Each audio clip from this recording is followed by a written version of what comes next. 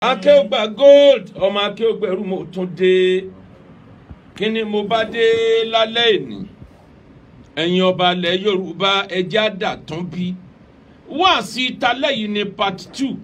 eléyìí tẹ́ gbọ́ ní Saturday tó kọjá lọ tá a pè ní àṣírí mo sọ nínú wáàsí yẹn tẹ́ bá rántí dáadáa mo ní full lecture ń bọ̀ lórí ọ̀rọ̀ yìí èyí tó túmọ̀ sí pé ọ̀rọ̀ ò tí ì tán lẹ́yìn àmọ́ n tó yà mí lẹ́nu majority gbọ́rọ̀ yíyé pẹ̀lú àdúrà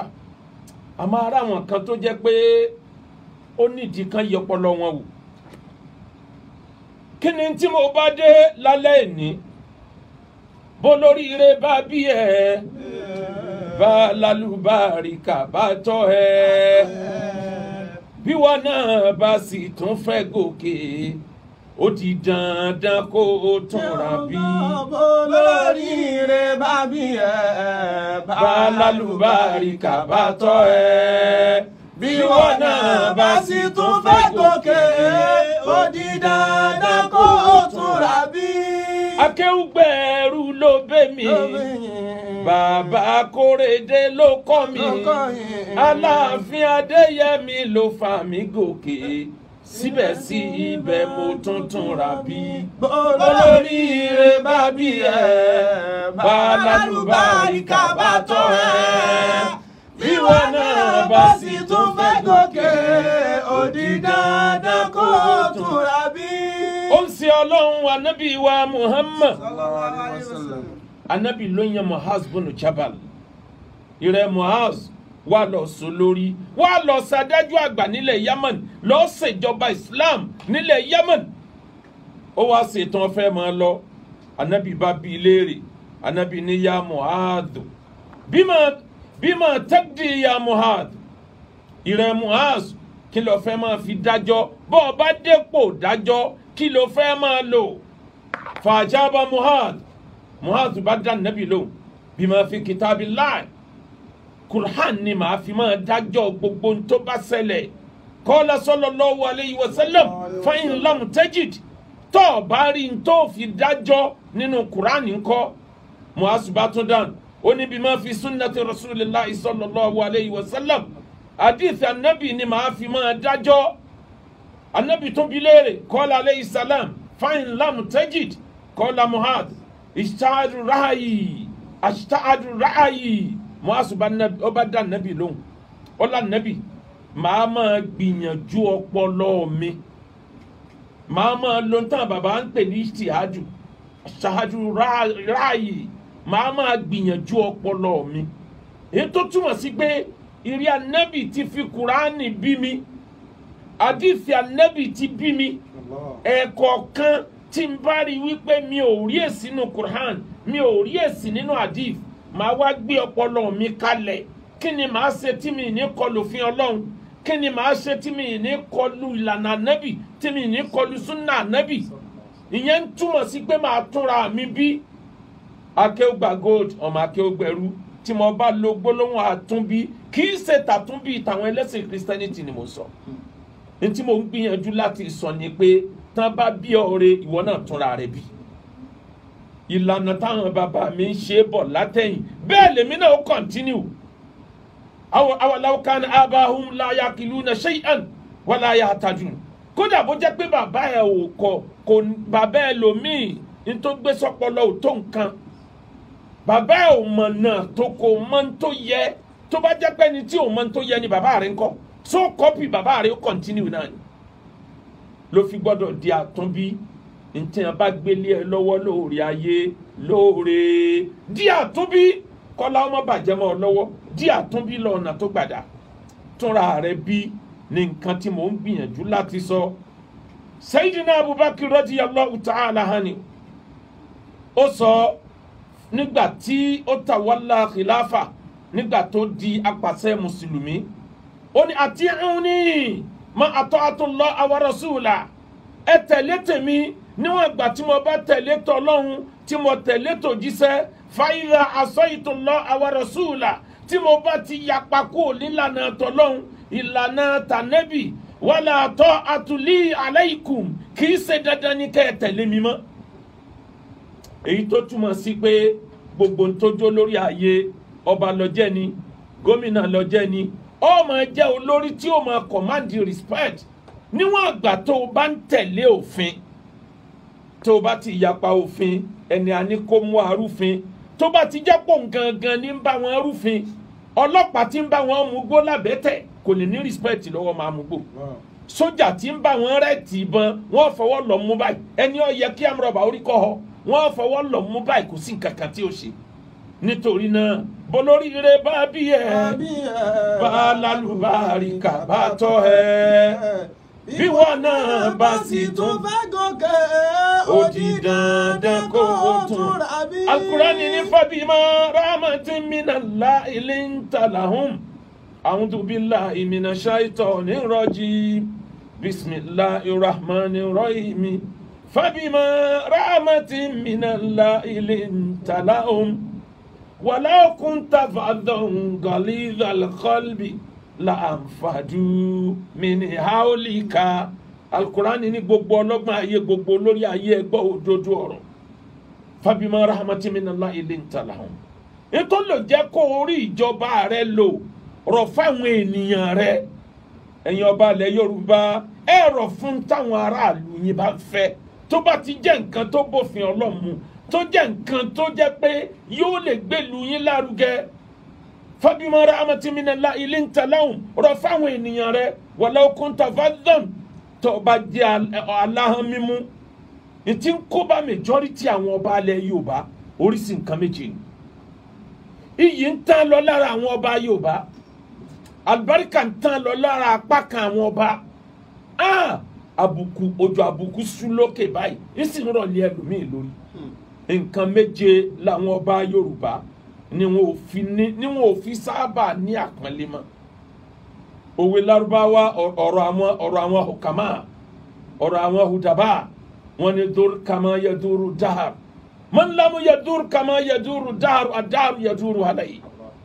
yí bígbà bá ṣe ń yí ẹni tí ò bá yí bígbà ṣe ń yí ẹnìyàn ò bá gbà lọ ayé ìjọhún ni ká máa kí àwọn ọba ní kábíyèsí ni wọ́n dò ní bẹ́ẹ̀ tí wọ́n ti ń kwérì ọba wọ́n ń rán ọba lẹ́wọ̀n ìyẹn làwọn ọba alẹ́ Yorùbá ní ẹ gbọ́dọ̀ fọgbọ́n ṣe kan rò dáadáa gbogbo ń tó bá ṣe tọmọ rí ó fi bátàn bú try láti gbìyànjú kò jìnnà sí tó bá jọba wà máa mi ń ká tìbí ní ìlà ṣàyẹ fún náà wà ẹ bú kọ dára mọ́ kàtàbá tí yà dá o gbogbo kọ̀ǹkan láyé gbogbo bá ṣe wà láyé gbogbo wa ń kọ̀tàn ni à ń kọ ìtàn ni òun kọ̀tàn ara ẹ̀ gbogbo ọba ayé ẹ̀ ń kọ̀tàn tí wọ́n sọ lẹ́yìn yín jọ ẹ̀ bá lọ ọba mi ó jáde láyé ọmọ rẹ̀ ó fẹ́ dépò wọ́n sọ̀tàn tí bàbá ẹ̀ dánwò yóò sọ̀rọ̀ ẹ̀ ń dà ní pé òun ò ṣe mọ́ wà máa mi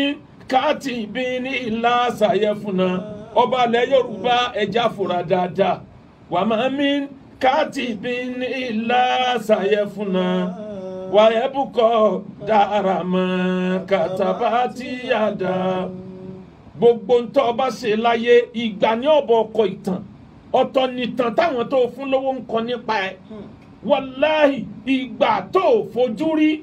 ìgbà yóò kọ ìtàn rẹ bó o ṣe jẹ́ gangan ìsálì ìgbà ọkọ̀ fún ẹ kó tó lọ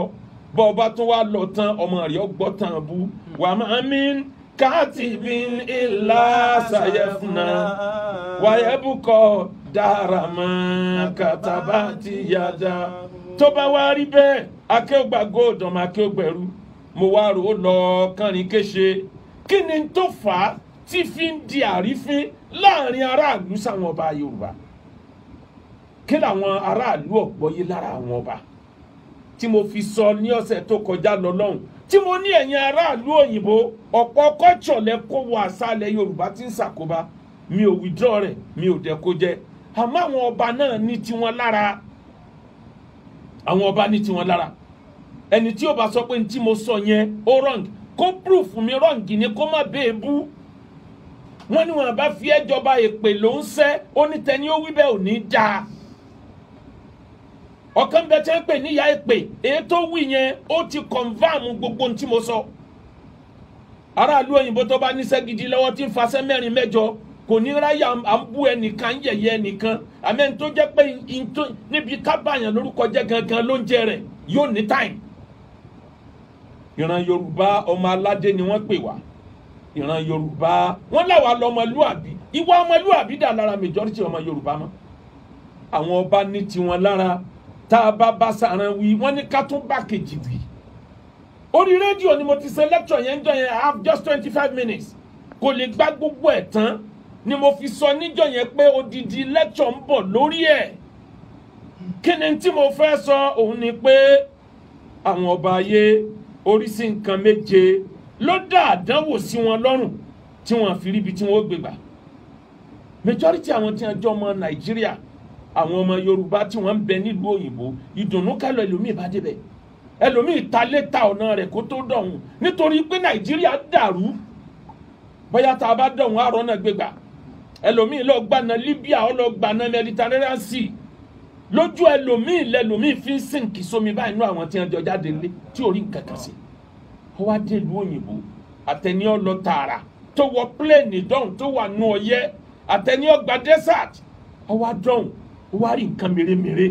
ó wá ń wòye pé sí ayé ní bíbá yí àbọ̀run pẹ̀lú ògo Ọlọ́run ẹnìkan ò ní kọ tí ó fi máa ṣépè fún àwọn tí ń ṣèjọba Nàìjíríà pẹ́pà tó bá jẹ́ ẹni tó tún kàwé lọ́hùn torí ẹni tó kàwé nílùú òyìnbó tó understand ó yàtọ̀ sẹ́ni tó jẹ́ pé kò lọ́ọ́ kàwé ọ̀tọ̀ ní tóun tó lọ ṣe tó gbé ọ̀tún tó gbé òsì wò tó wá rí i pé ká dáa fáwọn tí ń ṣèjọba Nàìjíríà wọ́n sì fìyà jẹ wá tó báyìí àṣẹ mi nídìí àti jáde ńlé ẹni tí ò ní nǹkan kan tó ràn mí ni mò ń gbálẹ̀ fún ni mò ń fọlẹ̀ fún tó bá rorú ẹ̀ yóò ṣépè ránṣẹ́ ìbáṣe wọ ni adífáfá lásọ kan tí a ní ó fi tọrẹ nínú ọyẹ́. ẹlẹ́ẹ̀kejì àkọ́kọ́ tí ń jẹ́ kán bínú sáwọn ọba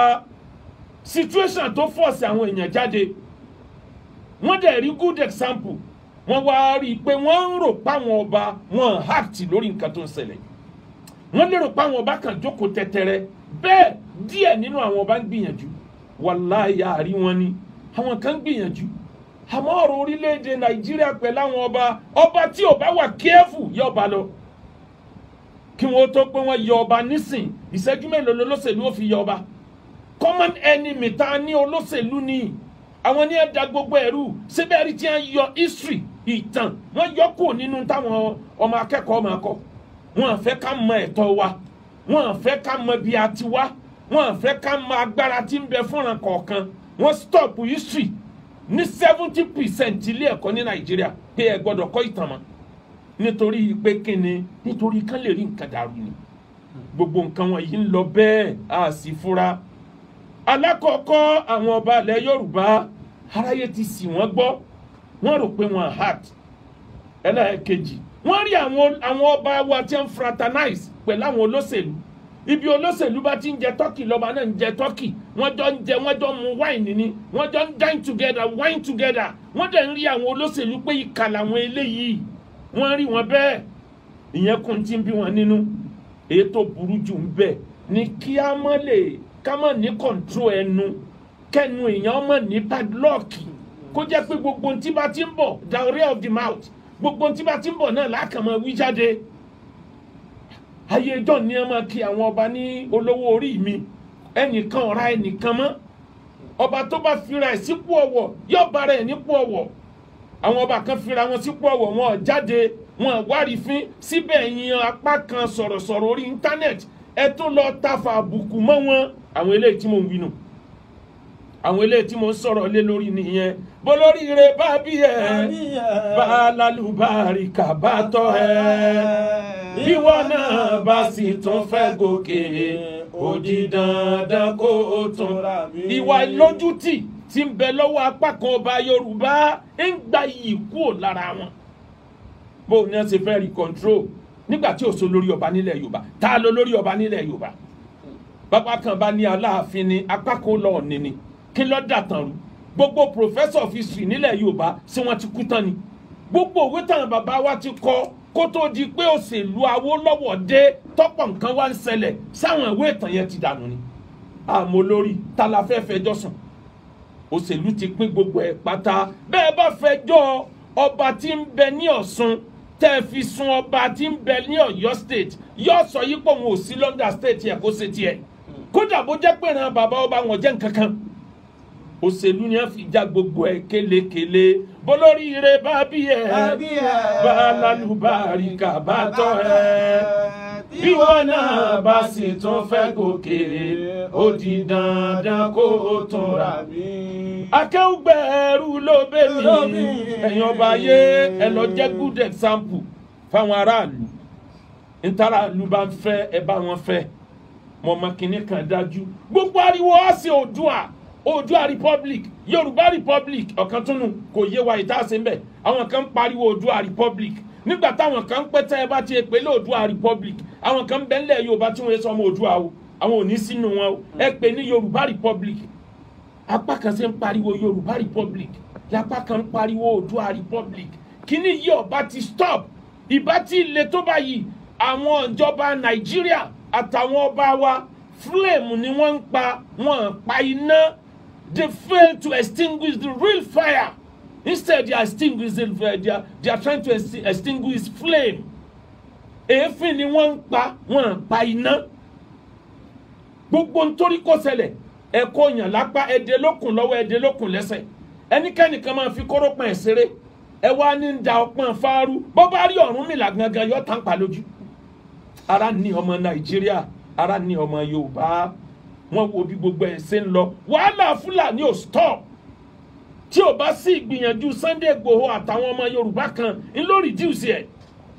wàhálà yẹn ò stop wọ́n rí pápá kan àwọn ọba òdìdé kan sọ̀rọ̀ àwọn ọba tó yẹ ká sọ̀rọ̀ lórúkọ àwọn ìlú wọn pé mò ń sọ̀rọ̀ lórúkọ ìlú mi lẹ́tà tálàfin kọ sí Buhari sóbú Buhari ni kò bù ó sọ òdodo ọ̀rọ̀ ni ìtìlẹ̀ Yorùbá ń fẹ́ ni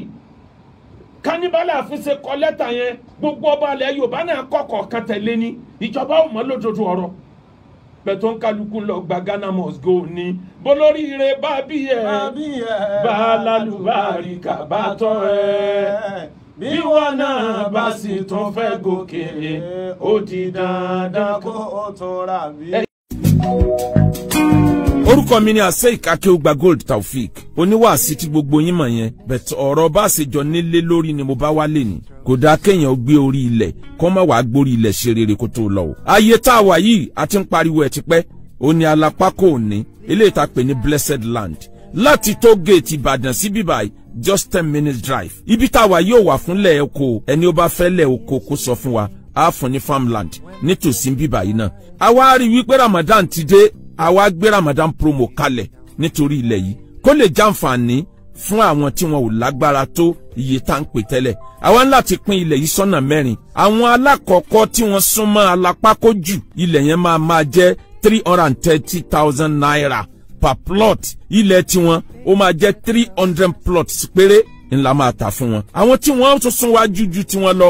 àwọn yẹn tí wọ́n wà ní middle class 300 plots ní tiwọn náà a máa ta tiwọn yẹn ní 430,000 naira per plot. Àwọn tí wọ́n wá jẹ́ first class àwọn yẹn máa san 550,000 naira per plot. Tiwọn náà is 350 plots ńlá ti yọ sílẹ̀ fáwọn. Àwọn tó wá súnmọ́ wájú tí wọ́n wà níwájú express gangan ìyẹn jẹ́ 50 plots commercial ònìyẹn wà fún. Àwọn tó bá nídìí commercial land wọn á yọ títí wa lórí yẹn ni. Àti pín estate yẹn sọ́nà mẹ́ta. Àwọn tí wọ́n súnmọ́ alápákó 330. Àwọn tí wọ́n jẹ́ pé wọn ò súnmọ́ alápákó wọ́n ń wo express lọ́ọ̀kan 430. Àwọn tó wá jẹ́ pé àwọn ti wà lẹ́gbẹ̀ẹ́ express wọ́n ń wo express nítòsí báyìí kan jáde kan bọ́s express àwọn yẹn is 550,000 naira. Ètò tó wà ńbẹ̀ nìyẹn. Nítorí náà ibi báyìí wà strategically located. Tẹ́ bá wò ní opposite wa government church ńbẹ̀ ẹ̀rí pé express tó wá láti Ìbàdàn lọ sẹ́kọ̀ọ́ ń ló gba wájú wa yìí kò sí ní tó dàbí kéèyàn wà ń bíbà yìí kó gbáyé rọrùn kó gbáyé fọkànbalẹ̀ kó sáriwo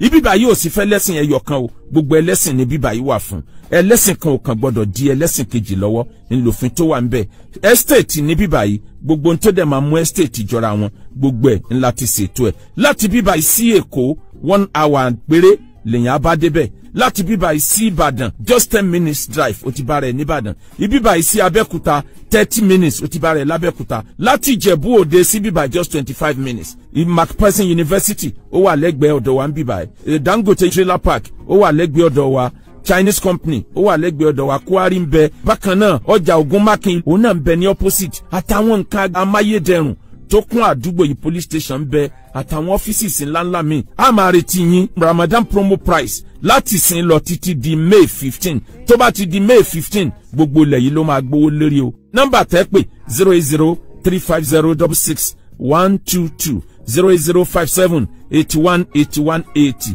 Iléeṣẹ́ Sacred Gold Homes and Property, iléeṣẹ́ Akeogba Gold, ẹ lè bá wa níbi jìbìtì láéláé.